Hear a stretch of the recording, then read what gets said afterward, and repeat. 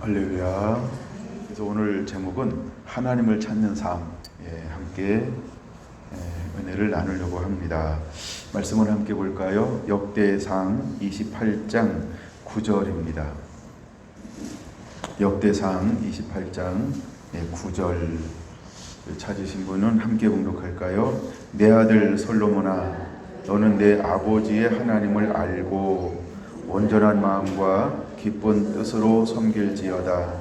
여호와께서는 모든 마음을 감찰하사 모든 의도를 아시나니 내가 만일 그를 찾으면 만날 것이요 만일 내가 그를 버리면 그가 너를 영원히 버리시리라. 아멘. 네. 하나님을 찾아야 할 필요성, 그대로 이렇게 약간 소제목을 잡아봅니다. 이 책에 있는 내용들이에요. 오늘 나누는 거는 좀 더 그 부분 중에서 한 부분을 좀 더 제가 은혜되는 부분들을 다루어 봅니다. 여러분들은 책을 가지고 그대로 읽어 나가면서 또 여러분 나름대로 은혜를 누리시고 또 제가 나눌 때도 은혜를 누리시고 여러분들은 두 번의 은혜를 받으시면 좋겠습니다.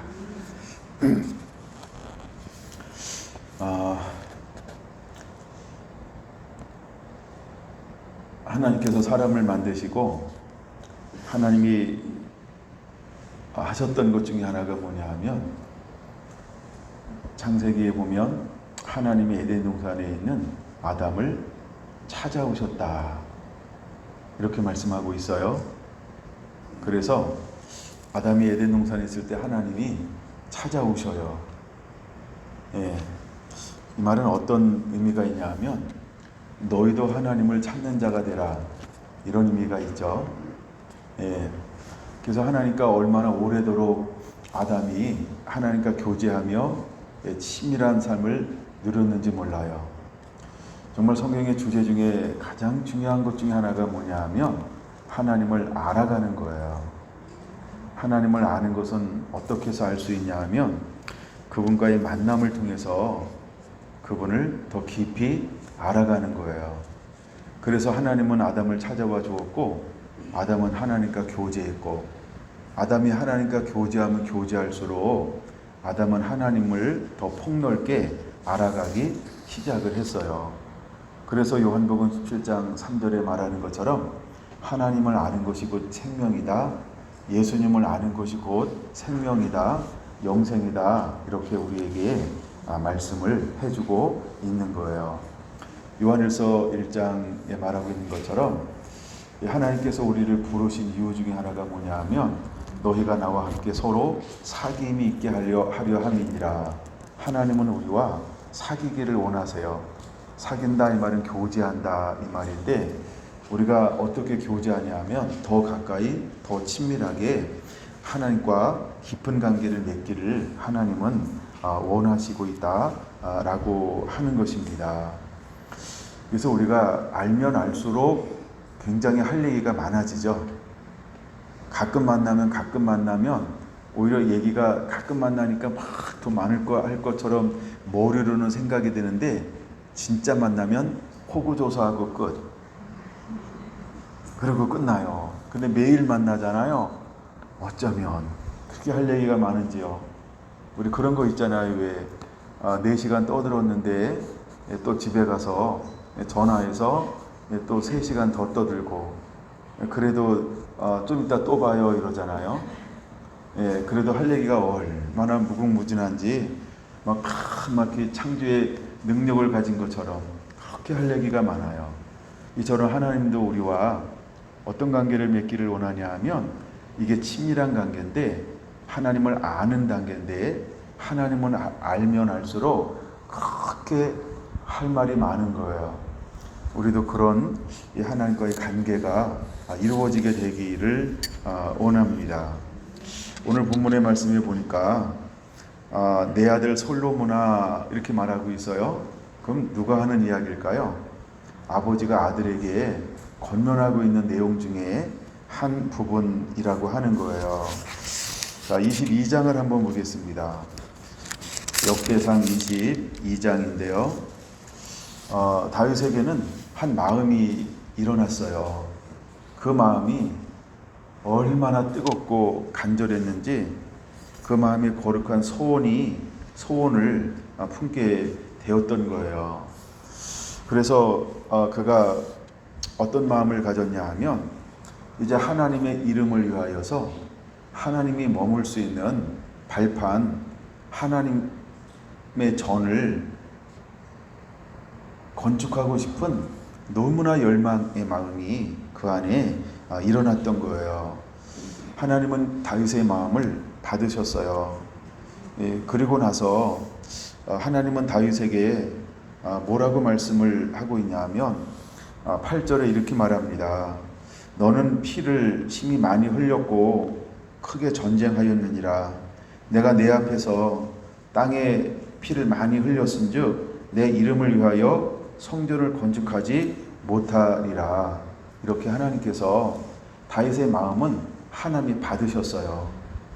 근데 다윗을 통하여 하나님께서 성전을 건축하고 싶지만 그 마음이 얼마나 간절했던지 하나님의 그 마음을 받으셨지만 그의 삶을 가지고는 성전을 짓는 것을 하나님이 허용할 수가 없었던 거예요.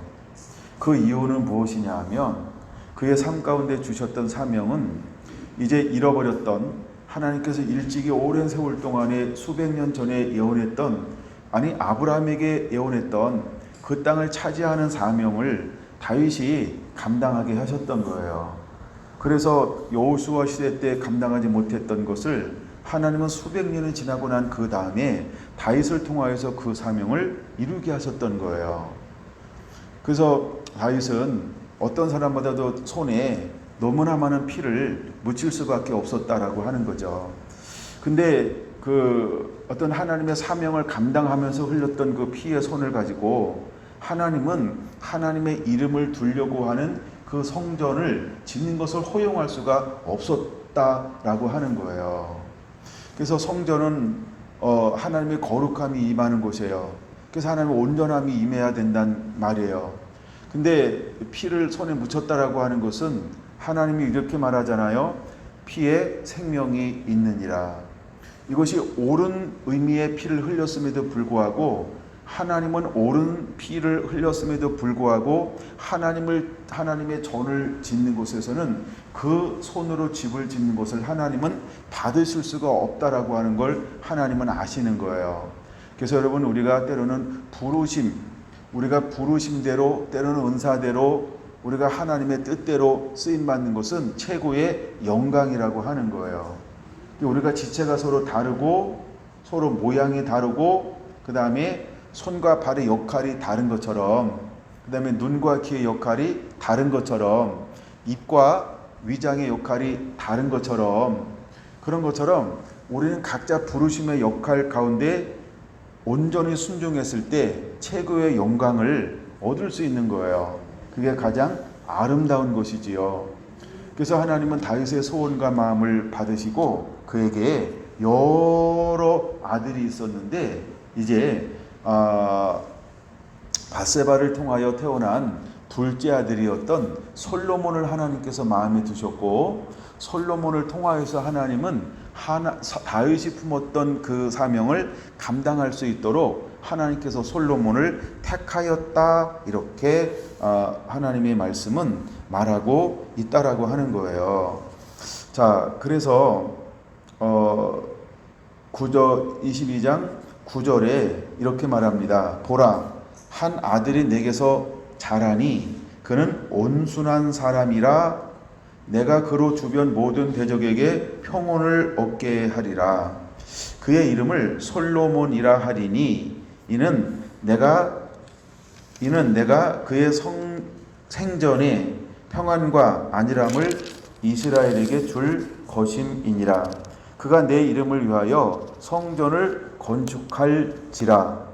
그는 내 아들이 되고 나는 그의 아버지가 되고 그 나라 왕위를 이스라엘 위에 굳게 세워 영원까지 이르게 하리라 하셨나니 이제 내 아들아 여호와께서 너와 함께 계시기를 원하며 내가 형통하여 여호와께서 내게 대하여 말씀하신 대로 내 하나님 여호와의 성전을 건축하며 여호와께서 내게 지혜와 총명을 주사 내게 이스라엘을 다스리게 하시고 내 하나님 여호와의 율법을 지키게 하시기를 더욱 원하노라. 이렇게 선포하고 있는 것을 볼 수 있습니다. 솔로몬은 이 땅 가운데 태어날 때 어떻게 이름을 지을까라고 할 때 솔로몬이라는 이름을 지었다는 거예요.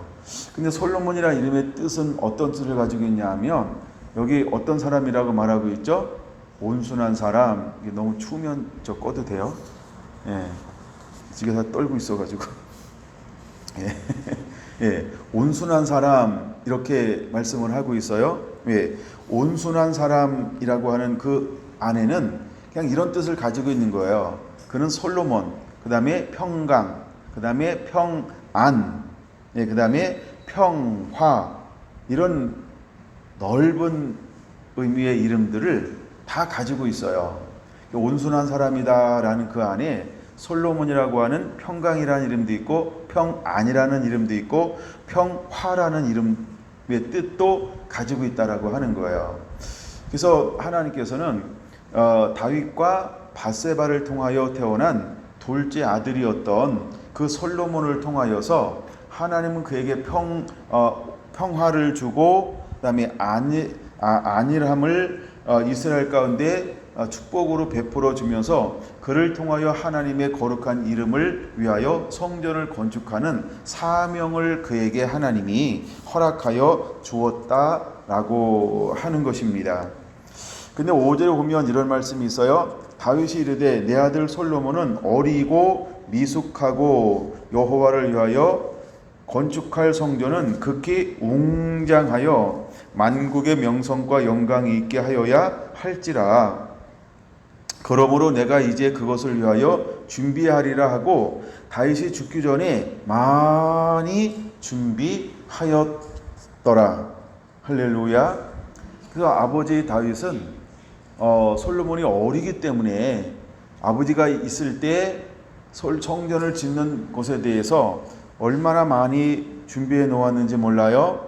예, 그래서 2절에 보니까 성전을 건축할 돌들을 다듬게 하고요. 또 3절에 모든 철들을 많이 준비했고요. 또 많은 놋을 준비했고요. 4절에 보니까 백향목을 무수히 준비해 놓았어요. 이처럼 다윗에게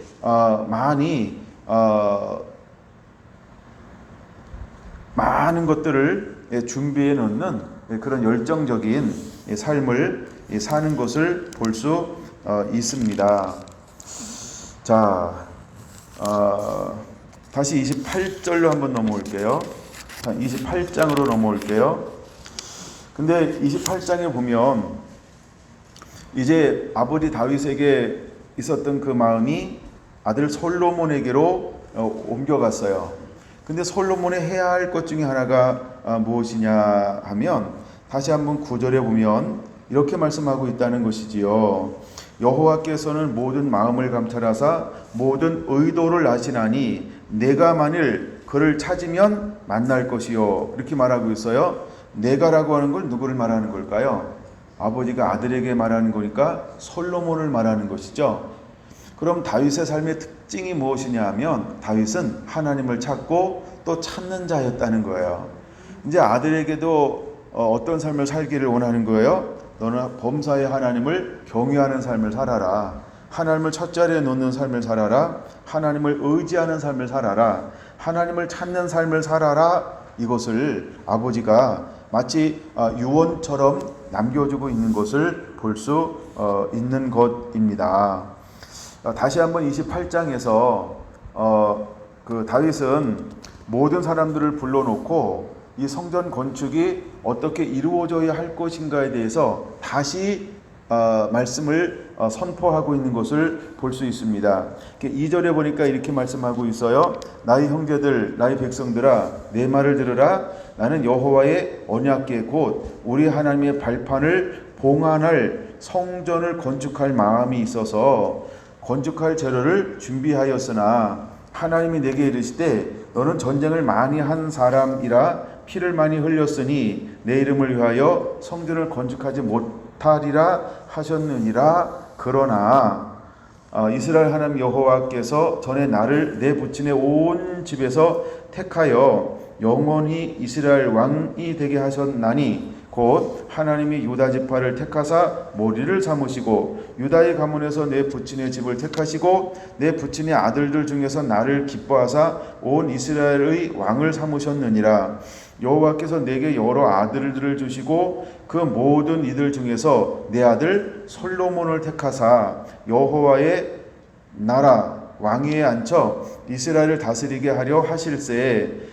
내게 이르시기를 내 아들 솔로몬 그가 내 성전을 건축하고 내 여러 뜰을 만들리니 이는 내가 그를 택하여 내 아들로 삼고 나는 그의 아버지가 될 것임이라 하면서 솔로몬에게 어떤 사명이 있는지에 대해서 6절에 구체적으로 온 모든 백성들에게 선포하고 있는 모습을 볼 수 있어요.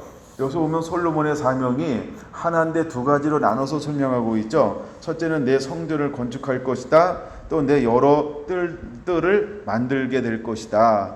즉 한마디로 성전 건축을 이루는 것이 솔로몬의 사명임을 보여주고 있는 것을 볼 수 있습니다. 근데 이 사명을 감당하기 위해서 다윗이 걸어갔던 길을 솔로몬도 걸어가야 한다라고 말하면서 세 가지의 놀라운 축복의 말씀 또 지켜야 될 것에 대해서 언급하고 있다는 것이죠. 첫째는 무엇이냐 하면 7절 솔로몬 그가 만일 나의 계명과 법도를 힘써 준행하기를 오늘날 같이 하면 내가 그의 나라를 영원히 견고하게 하리라 하셨느니라 하면서 하나님의 말씀을 선포하지요. 이제 우리가 왜 하나님을 찾는 삶을 살아야 하는지가 다윗은 그냥 본능적으로 아는 거예요. 그래서 솔로몬에게도 동일한 것을 요구하고 있죠. 너는 하나님을 힘써 찾는 삶을 살아라. 힘써 찾는 삶을 무엇으로 첫 번째 비유하고 있냐면 계명과 법도를 힘써 준행하라라고 부탁하고 있다라고 하는 것입니다. 두 번째 8절 이제 너희는 온 이스라엘 곧 여호와의 희중이 보는 데서와 우리 하나님이 들으시는 데에서 너희 하나님 여호와의 모든 계명을 구하여 지키기로 하라. 그리하면 너희가 이 아름다운 땅을 누리고 너희의 후손에게 끼쳐 영원한 기업이 되게 하리라 하면서 이제 말씀을 순종했을 때 여호와를 구하고 찾는 삶을 살았을 때 두 번째 주는 축복이 무엇이냐 하면 아름다운 땅을 차지하고 누리게 될 것이다. 세 번째는 그 자조손손 즉 후손까지도 영원히 그 땅을 기업으로 누리게 될 것이다 라고 하는 이 세 가지의 유업의 축복을 선포하고 있는 것을 볼 수 있습니다. 이것이 바로 우리가 하나님을 찾아야 할 이유라고 하는 것입니다.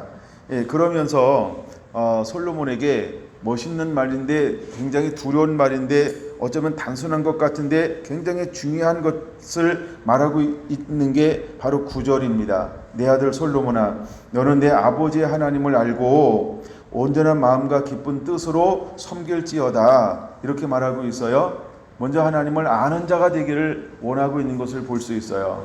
여러분 얼마나 해야 하나님 아버지를 알 수 있을까요? 그러므로 우리가 한 달란트 받은 자는 누구를 몰랐어요? 주인 되시는 주인을 몰랐죠.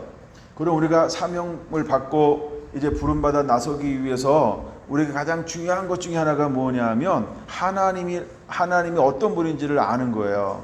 그래서 솔로몬에게 아버지는 무엇을 부탁하고 있습니까? 하나님을 아는 자가 되라 라고 부탁하고 있는 거예요. 여러분 우리는 하나님을 아는 자가 되어야 합니다. 알기 위해 힘써야 합니다. 그래서 하나님 앞에 나가야 합니다. 그 은혜가 임해야 합니다. 계시가 임해야 합니다. 우리가 안약이 발라져야 할 줄로 믿습니다. 그래서 우리가 하나님을 아는 자가 되어야 한다는 것입니다. 그래서 하나님을 알아야 될 이유를 또다시 이렇게 말씀하고 있죠. 여호와께서는 모든 마음을 감찰하사 모든 의도를 아시나니 내가 만일 그를 찾으면 만날 것이요 만일 내가 그를 버리면 그가 너를 영원히 버리시리라 라고 말하고 있어요. 그럼 여러분 우리가 해야 될 것이 무엇입니까? 하나님을 찾는 자가 되어야 한다라고 하는 것입니다. 아멘. 우리가 힘써 하나님을 찾는 자가 되어야 돼요. 하나님을 구하는 자가 되어야 돼요. 하나님을 의지하는 자가 되어야 할 줄로 믿습니다. 그것을 우리에게 보여주고 있는 거예요. 그 다음에 두 번째 말씀을 제가 역대하 15장에서 보려고 합니다. 역대하 15장 2절 마치 역대상 28장 9절의 말씀과 같은 그런 말씀을 하고 있어요. 그래서 역대하 15장 2절 보겠습니다. 그가 나가서 아사를 맞아 이르되 아사와 민 유다와 베냐민의 무리들아 내 말을 들으라. 너희가 여호와와 함께하면 여호와께서 너희와 함께하실지라. 너희가 만일 그를 찾으면 그가 너희와 만나게 되시려니와 너희가 만일 그를 버리면 그도 너희를 버리시리라. 아멘. 우리가 하나님을 찾으면 하나님께서 우리를 만나줄 것이고 우리가 하나님을 버리면 하나님도 우리를 버릴 것이다 라고 아사 왕은 유다의 세 번째 왕입니다. 세 번째 왕인데 세 번째 왕에게도 15장 1절 여호와의 영이 오뎃의 아들 아사라에게 임하심에 하면서 아사라 선지자가 아사를 향하여서 예언하고 있는 말씀이죠. 그래서 하나님께서 아사 왕에게 무엇을 요구하고 있습니까? 너희가 만일 하나님을 찾으면 하나님이 너를 만나 주실 것이고 너희가 하나님을 버리면 하나님도 너희를 버릴 것이다 라고 이렇게 아사라라고 하는 선자를 통하여 예언을 하고 있는 것입니다. 그럼 여러분 우리는 어떤 삶을 살아야 할까요? 하나님을 찾는 삶을 살아야 할 것을 우리에게 보여주고 있는 것입니다. 14장으로 한번 넘어가 보겠습니다. 14장에 드디어 아버지 아비야는 두 번째 2대 왕인데 두 번째 2대 왕인데 그가 죽고 그 아들 이제 아사가 왕이 되는 것이 14장 1절에 기록되어져 있어요. 근데 하나님이 그에게 10년 동안 무엇을 주시냐면 평안을 주고 있는 것을 볼 수 있어요. 이런 평안은 누가 가졌던 이름 중에 하나였죠? 솔로몬이 가졌던 이름 중에 하나였어요. 그래서 평안을 허락해 주십니다. 평강을 허락해 주십니다. 평화를 허락해 줍니다. 근데 평화를 주는 이유가 어디에서 오는 것일까라고 할 때 평안을 주는 하나님의 이유는 어디에서 오는 것일까? 4절에 이렇게 말씀하고 있어요. 유다 사람들을 명하여 그 조상들의 하나님 여호와를 찾게 하며 표시해 놓으세요. 역대하 14장 4절. 그래서 찾게 하며 그의 율법과 명령을 행하게 하고, 그렇죠? 율법과 명령을 행하게 하고에 표시를 해 놓으시기 바랍니다. 우리는 14장 3절, 4절을 뭐라고 표현할 수 있냐면 아사왕의 1차 개혁 이렇게 볼 수도 있습니다. 근데 그가 이제 개혁한다라고 하는 것은 그 할아버지 때부터 아버지 때에 하지 않았던 것들에 대한 개혁을 하는데 그것 중에 하나가 뭐냐면 3절에 이방 제단과 산당을 없애고 주상을 깨뜨리며 아세라상을 찢고 무엇을 회복하는 거예요? 여호와를 찾는 거예요. 여호와께로 돌이키는 거예요. 그래서 이것을 개혁이다라고 말하고 있는 것입니다. 이제 하나님께서 쓰는 사람들은 한결같이 어떤 사람이냐 하면 여호와를 찾는 사람을 통하여 하나님은 일하실 것이다. 할렐루야. 나중에 이제 쭉 이 책에 보면 그런 많은 부분들을 다루고 있는데 우리가 다윗이 왕이 되었을 때 제일 먼저 하는 게 무엇이냐 하면 하나님께 묻자와 이렇게 말하고 있고요. 근데 하나님이 사울왕을 버린 이유 중에 하나가 뭐라 그랬어요? 여호와께 묻지 아니함으로 이렇게 말하죠. 그냥 묻지 않는다 이 말은 여호와를 찾지 않음을 통해서 하나님의 사울왕을 버려요. 근데 하나님이 다윗왕을 쓰는 이유가 뭐라고요? 여호와께 묻자와 하나님을 찾는 거예요. 하나님을 찾는 것을 우선순위에 놓으니까 하나님은 누구를 통하여 일하십니까? 다윗을 통하여 일하시는 거예요. 그럼 이제 우리가 하나님과 함께 쓰임받고 동행하기 위해서 우리가 해야 될 일이 있어요. 그게 뭘까요? 하나님을 찾는 거라는 거예요. 할렐루야. 여러분들 기도하는 사람이 왜 중요한지를 알아야 합니다. 그리고 주님께서 우리에게 왜 이렇게 기도하라라고 말씀했는지를 여러분들이 다시 한번 잊지 않고 꼭 기억하게 되시기를 바랍니다. 자, 이제 그렇게 해가지고 아사가 개혁을 하기 시작합니다. 그런 다음에 5절에도 또다시 전부 모든 성읍에서 산당과 태양상을 없애매 나라가 그 앞에서 무엇을 얻게 되었습니까? 평안함을 누리게 되었다는 거예요. 그럼 평안은 누가 주는 걸까요? 하나님이 주시는 거예요. 어떨 때 하나님이 평안을 주는 거예요? 하나님을 찾을 때, 말씀의 회복이 일어났을 때, 말씀의 회복이 일어났을 때 그에게 주는 것이 평안이라고 하는 것입니다. 할렐루야. 그러면 우리가 평안을 누리기를 원하십니까? 말씀의 회복이 일어나게 되기를 원합니다. 삶이 말씀 앞에 세워지는 역사가 임하게 되기를 원합니다. 6절 여호와께서 아사에게 평안을 주셨으므로 평안 체크해놓고요. 그 땅에 평안 체크해놓고요. 여러 해 동안 싸움이 없는지라. 뭐가 없다고요? 싸움이 없어졌다는 거예요. 평안을 주니까 누가 하나님께서 유다를 지키는 거예요? 여호와 하나님께서 보호하시는 거예요. 여호와 하나님께서 권능의 손으로 능력의 손으로 주변 세력들을 그렇죠 평안함을 주어서 침범하지 못하도록 그 마음을 허용하지 않는 거예요. 왜 침범할 수 있는 마음을 허용하지 않을까요? 아사가 하나님을 찾으니까요. 하나님을 기쁘시게 하니까요. 하나님을 구하니까요. 하나님을 의지하니까요. 하나님을 첫 자리에 놓으니까요. 말씀을 순종하니까요. 예, 말씀대로 삶을 사니까요. 하나님께서 은혜를 부어주셔서 동서남북 사방에 어떠한 부족도 어떠한 나라도 이스라엘을 침범하지 못하도록 침범할 계획이나 마음을 허용하지 않는다는 거예요. 그러므로 여러분 우리가 어떤 삶을 살아야 할까요? 왜 하나님을 찾는 삶을 살아야 할까? 그 이유가 여기에 있는 것입니다. 그러므로 여러분들은요 자나깨나 불조심이 아니고요 자나깨나 하나님을 찾는 삶을 살아야 할 이유가 있는 거예요. 그러면 하나님께서 우리에게 무엇을 주냐 하면 동서남북 사방으로부터 평안함을 주는 거예요. 전쟁이 없게 할 거라는 거예요. 할렐루야. 그러나 또한 하나님은 사랑하는 자에게 고난을 허용해서 더 크게 용맹스럽게 하나님의 영광을 드러나는 일도 행하실 것입니다. 그건 또 다른 측면으로 받을 부분이 있으니까. 근데 하나님 우리에게 싸움이 없게 하시는 평강함을 허락해 준다는 거예요. 6절 마지막 부분 그가 견고한 성읍들을 유다에 건축하리라. 7절 별표해 놓고 함께 볼까요? 아사가 일찍이 유다 사람에게 이르되 우리가 우리 하나님 여호와를 찾음으로 이 땅이 아직 우리 앞에 있나니 우리가 그 성읍들을 건축하고 그 주위에 성곽과 망대와 문과 빗장을 만들자. 우리가 주를 찾았으므로 주께서 우리 사방에 평안을 주셨느니라 하고 이에 그들이 성읍을 형통하게 건축하였더라. 이제 보다가 제가 멈췄던 부분을 다 체크해 놓으셔야 되겠죠. 그러니까 놀라운 거예요. 그러니까 우리 하나님 여호와를 찾음으로 하나님께서 어떤 것을 허용해 주었어요? 성읍을 군축할 수 있도록, 그렇죠? 견고하게 구축할 수 있도록 하나님이 평강을 허락해 주었죠. 예, 그래서 모든 시스템을 완벽하게 구축할 수 있도록 하나님의 은혜를 부어주었다는 거예요.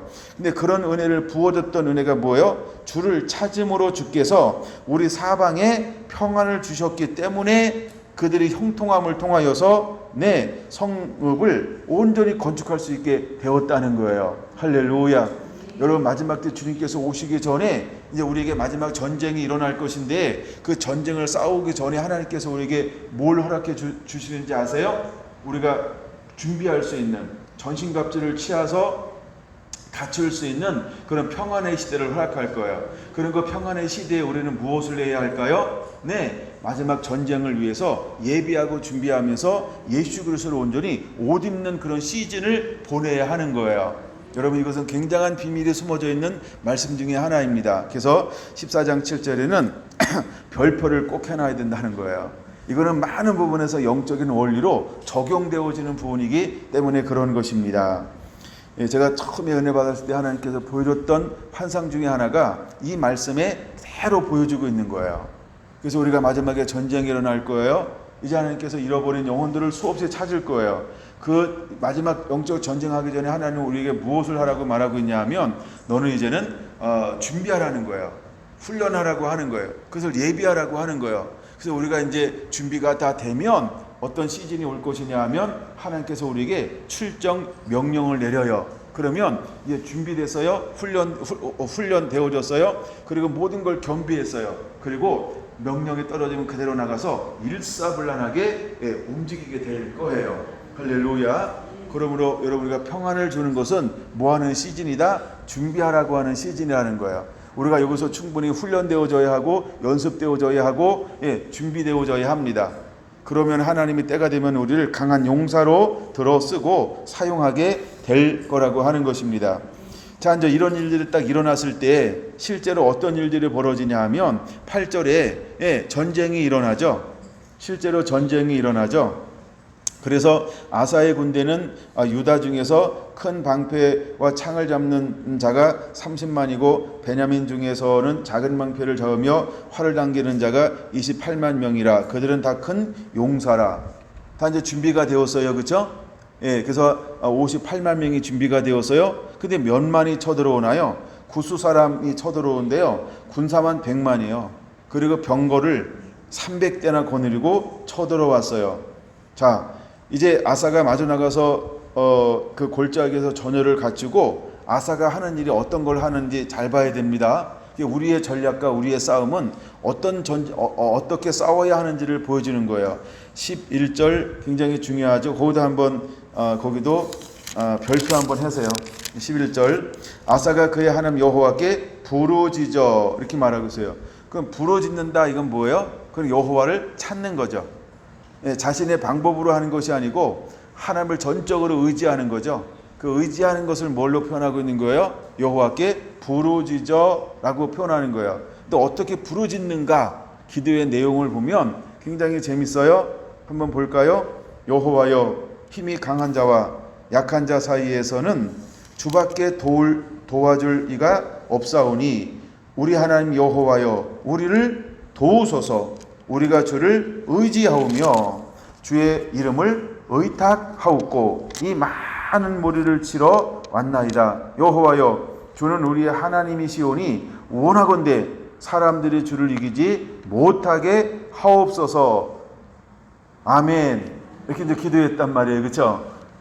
뭐 이때는 구약이라 예수님의 이름으로 기도합니다 이렇게 하지 않았어요.